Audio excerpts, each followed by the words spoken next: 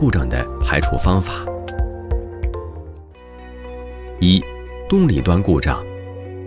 故障现象：一、轴承温度过高，可能原因：轴承润滑油不足或太脏，排除方法：补充或更换润滑油，润滑油孔堵塞，清理并清洗油孔、油道。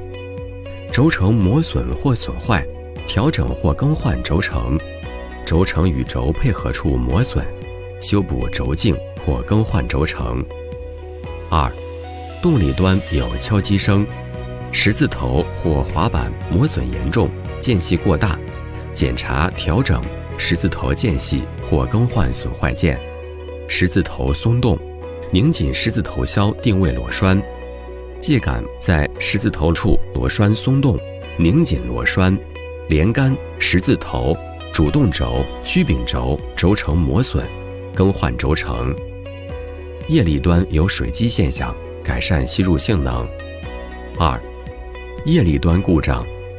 故障现象：一、压力表压力下降，排量减少或完全不排液，可能原因：上水管线不严密，空气进入泵内。排除方法：拧紧各连接法兰螺栓或更换垫片。吸入管线堵塞，停泵清除杂物。钢套或活塞磨损，检查予以更换。阀体、阀座、阀胶皮被刺坏或有落物将阀卡住，更换损坏件，清除落物。二、液体排除不均匀，有忽大忽小的冲击，压力波动大，上水管线有呼呼声，一个活塞或一个阀损坏，更换损坏零件。泵缸内进入空气，检查上水管线及阀总成是否严密。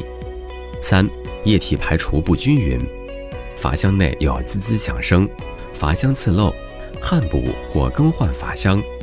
四、阀箱内有急剧的敲击声，活塞螺母松动，更换防松圈，拧紧螺母。钢套松动与活塞一起移动，拧紧钢套压帽。吸入不良，产生水积声。